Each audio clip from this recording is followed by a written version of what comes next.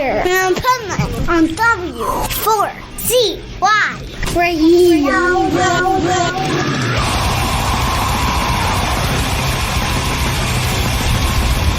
This is the Pipeman here on the Adventures of Pipeman, W4CY Radio. And once again, it's our Positively Pipeman segment. And we are here with our resident business expert, Michael Barbarita, which is going to give us some more powerful business strategies. So welcome to the show, Michael. Thank you, Dean. Pleasure to be here. Thanks for having me. So today, one of the things that business owners should try to do is they should try to buy the building that they're in. It's easier said than done. There's no question about that. But there certainly are a number of advantages. One is that the business will pay the rent, which will pay the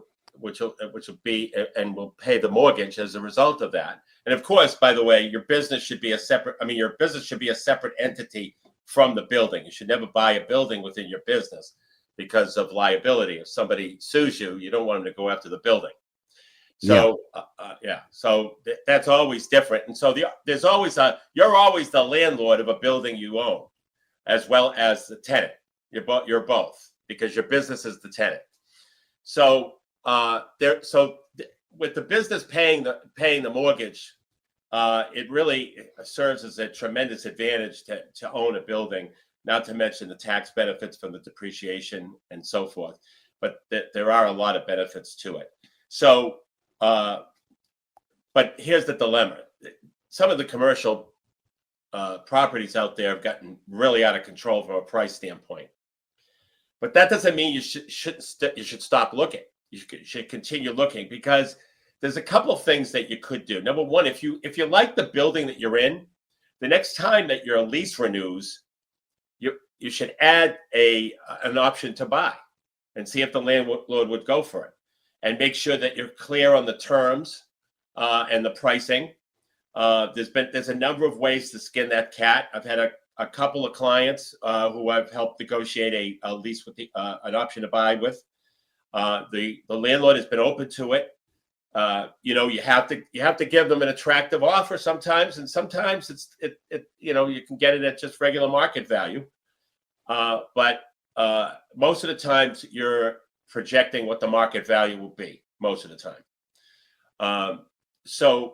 But that's one way to try to get an opportunity to buy a building. And by the way, if the building has other tenants, that's just as attractive. It's not that it retracts from that attractiveness. You are more of a landlord that way, because you have to make sure you fill tenants and so forth constantly, or as tenants leave. But it's a very valuable, owning a building with your business is a very valuable thing. And so the other thing is, if you call 5 banks who do SBA financing, you potentially could get 5 different answers on the structure of the financing. For example, if you negotiate seller financing, there are some banks that will allow you, because the SBA will, to reduce the down payment. Now, the down payment for commercial real estate with the SBA is normally 10%. But if you could get some significant, or relatively, it doesn't have to be overwhelming, but relatively significant financing, you can get a lower down payment. But it depends. Sometimes the bank won't let you. Even though the SBA will, the bank won't. Because you're dealing with 2 different finance companies, unfortunately. When you're dealing with the SBA, you're dealing with the bank, who has their set of rules and regulations, and then you're dealing with the SBA. So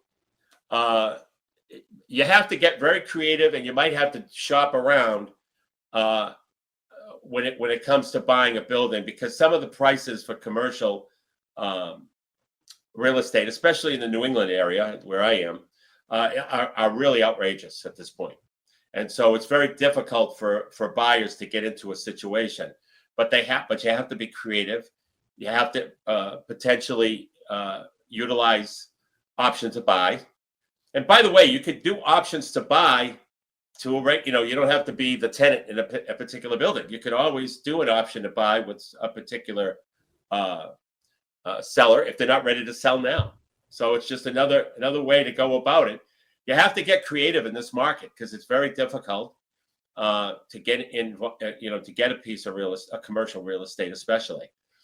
So those are the things that I wanted to point out for anybody who's faced with that dilemma.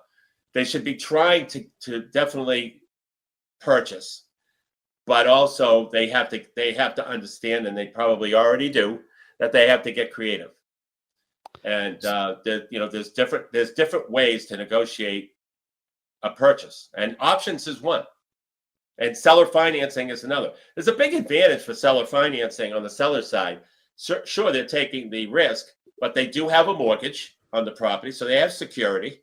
And if they believe in their price, their security is probably, they got to think their security is good. But they also have tax benefits. They're able to defer taxes with a installment sale methodology. So there's advantages to the seller to take back paper, as they call it, and take back financing. So and I've seen, by the way, I've seen situations where the seller takes back 100% of the financing because of those tax advantages. So it's not off the wall. Certainly, there's some sellers who are just staunch. But they're also limiting the number of buyers that could buy the building, because it's not that easy to sell commercial real estate, although it's in great demand. It's not that easy to sell because the building has to be just right for that business.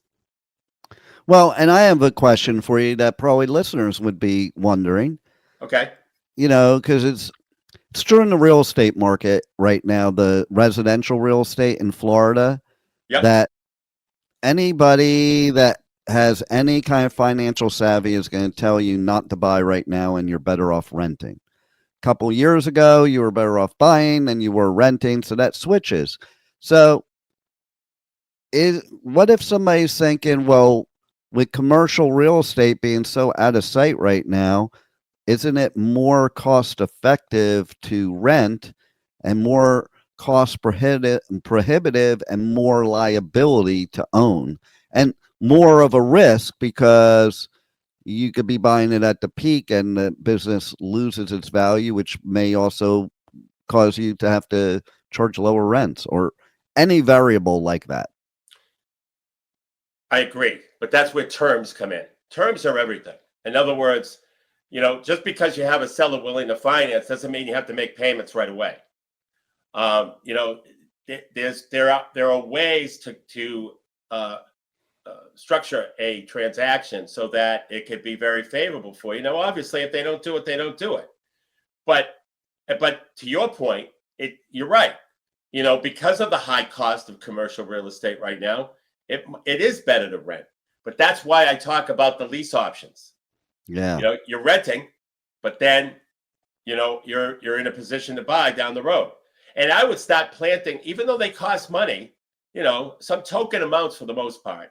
But, I would start planting seeds and looking to potentially have an option to buy on these properties and put down. And then by the time you're ready to buy, it'll be the right time to buy. That's right.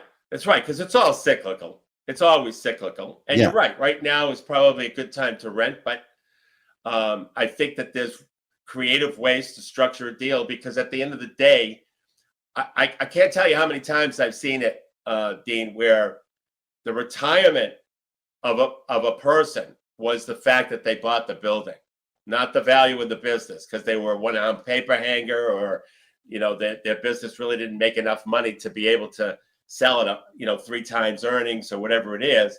It was their building that ended up being their retirement package. Yeah. Their building. That happens. That makes so much sense.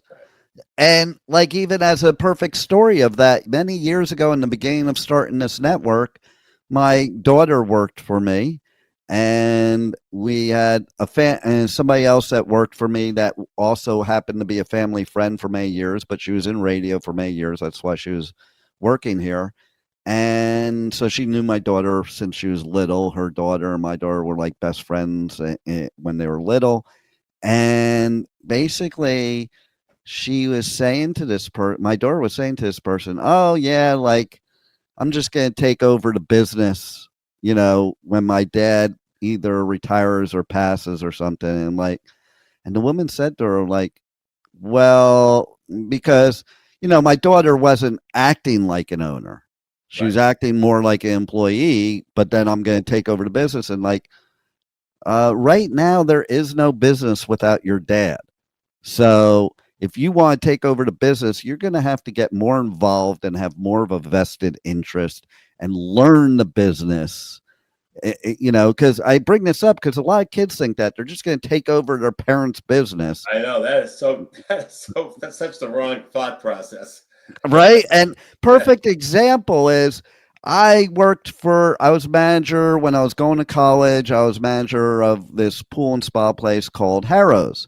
They had been in business for 60 years, and they were very well known. And the kids, there were like multiple partners, like 3 or 4 partners.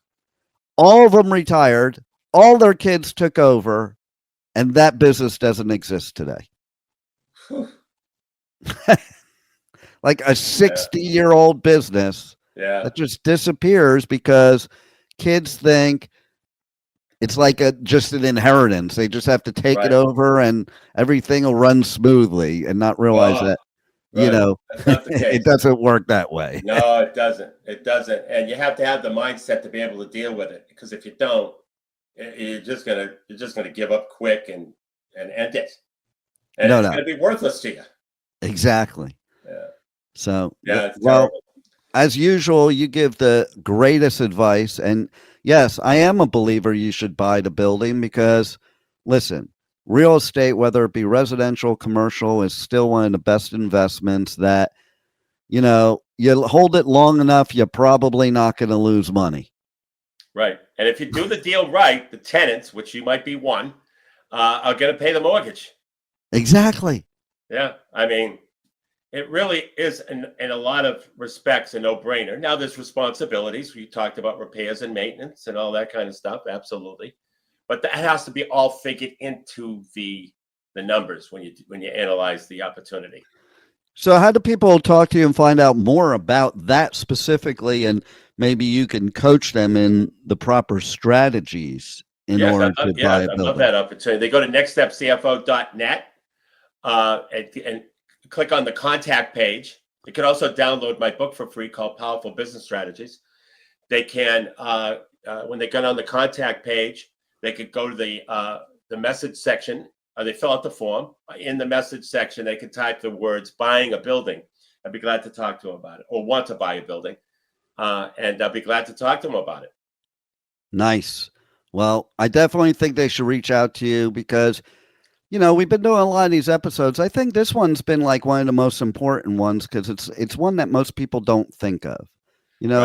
People think of a lot of the other strategies we were talking about, they've heard of it, but I don't know many business owners that even contemplate that they should be buying the building. Right. No, that's right. It's something they should consider, and especially when their lease renews, they should talk to the owner of the building about an option. Yeah, exactly. Well, love it. Love that you're here on the Positively Pipeman segment. And thanks once again for helping our listeners. And thanks for being on the Adventures of Pipeman here on W4CY Radio. Great to be here. Thanks for having me. Thank you for listening to the Adventures of Pipeman on W4CY Radio.